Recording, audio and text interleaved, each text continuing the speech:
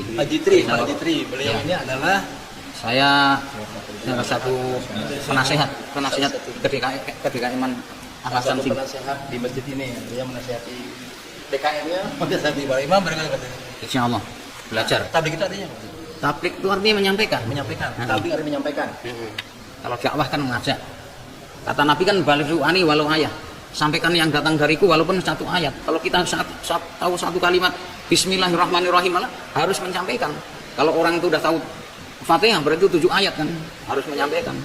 Tadi sebutan jamaah tablik sesuai berarti? Sesuai. Dan semua orang Islam itu harus menjadi jamaah tablik. Harus menyampaikan. Tahu satu ayat harus menyampaikan. Seperti Abu Bakar Siddiq radhiyallahu anhu, begitu dia masuk Islam tanya kepada Rasulullah, "Ya Rasul, aku telah beriman kepada engkau, apa tugas aku?" Kata Nabi, "Tugas kamu seperti tugas saya, mengajak orang masuk Islam lagi." Maka hari itu juga Abu Bakar Siddiq telah mengislamkan 6 orang. Nah hari ini kita nih sudah Islam berapa tahun, sudah mengislamkan berapa orang. Sebutan jamaah tablik artinya kalau menurut Pak Ustadz dengan dalil-dalil yang Pak Ustadz sampaikan tadi, seluruh umat Islam wajib menjadi penyampai dakwah. Kata Nabi, Allah berfirman, "Kuntum khairu ummatin ukhrijat linnas ta'muruna bil ma'ruf wa tanhauna 'anil munkar wa tu'minuna billah." Kalian adalah sebaik-baik umat, the best of umat.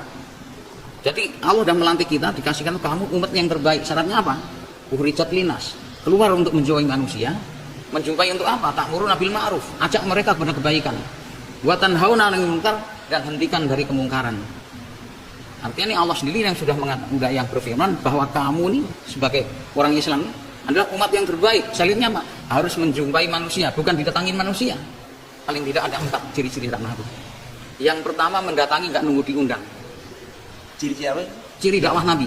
Nah, karakter dakwah. Nah, dakwah Rasulullah SAW. Dan semua Nabi. Dia mendatangi umat tidak nunggu diundang. Kalau dakwah nunggu diundang harus lebih datang lagi. Tapi orang yang undang ini orang udah cinta agama kan? Ya kan? Ciri yang kedua, ngajaknya hanya kepada Allah.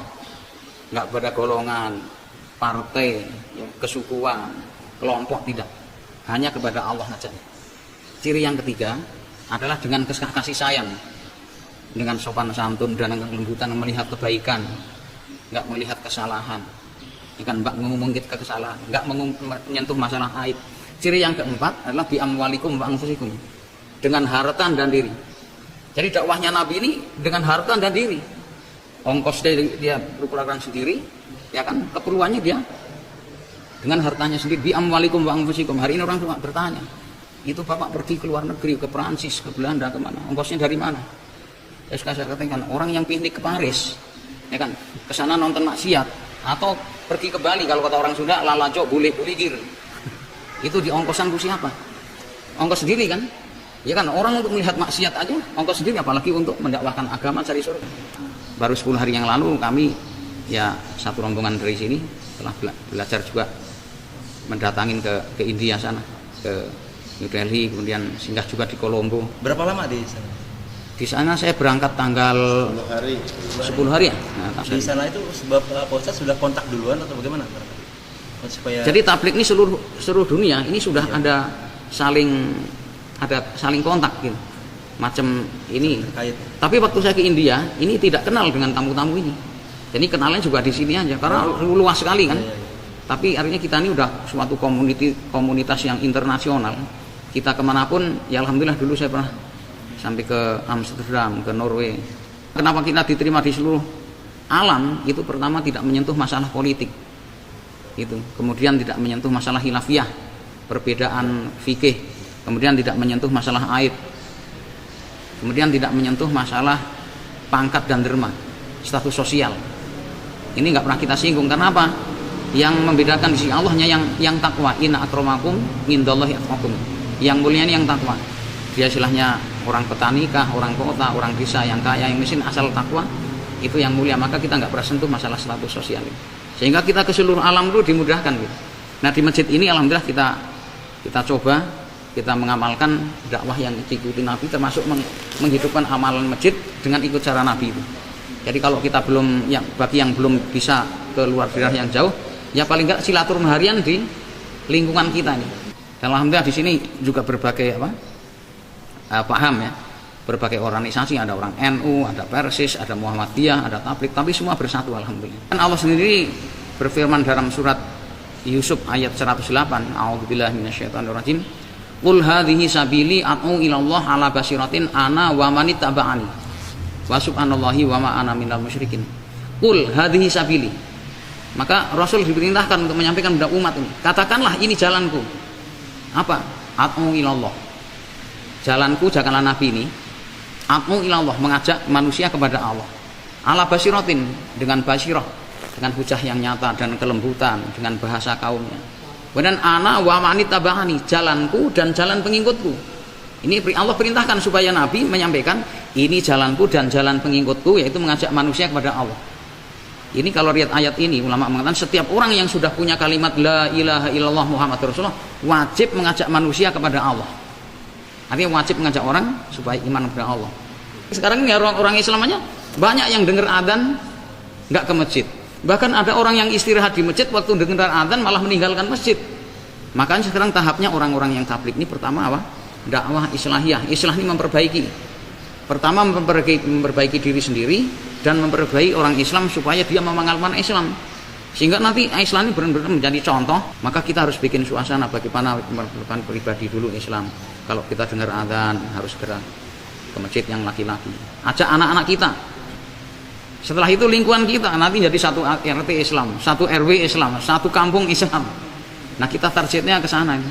Bukan kita ingin menjadi bikin khalifah negara Islam dulu, ya kan? Di Indonesia ini nggak perlu bikin negara Islam dulu. Wong untuk mengamalkan Islam tuh nggak ada kesusahan. Nah tinggal orangnya ini yang diislamkan dulu. Dengar adzan, dia langsung ke masjid. Kan waktunya puasa harus puasa, ya kan? Kalau dia dagang, jangan sampai menutupi catat barang, jangan mengurangi timbangan, jangan menipu. Kalau utang piutang bayarnya harus betul. Nah, nanti kan suasana Islam nih. Nah, tabligh itu targetnya pertama diri sendiri, terus lingkungan yang terdekat dulu. Nah, jadi tujuan kita bertabligh, ikutin bagaimana kita mencari bekal anak kita, istri kita, keluarga kita selamat dari. Ini satu poin lagi, kewajiban seorang suami itu, Pak. Itu garis besarnya hanya 3 aja kata ulama. Yang pertama harus mencari nafkah. Mencari nafkah yang halal. Wajib mencari tapi tidak wajib berhasil. Wajib usaha tidak wajib kaya. Wajib menanam tapi tidak wajib membuahkan. Itu harus mencari. Ini satu poin lagi, kewajiban seorang suami itu, Pak.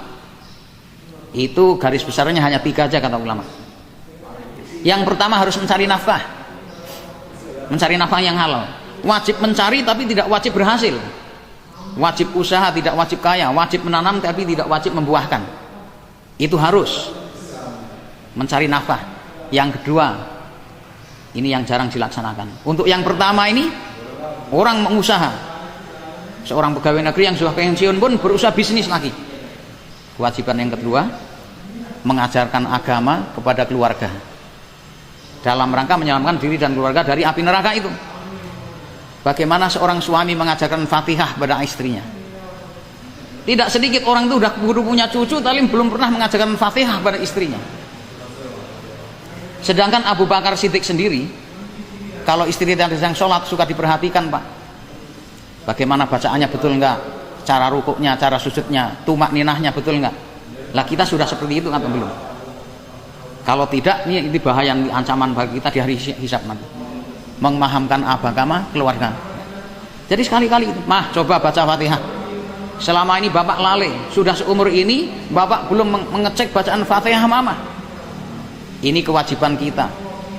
Cara wudhu diperhatikan, bacaan tasyahud, tutup auratnya diperhatikan.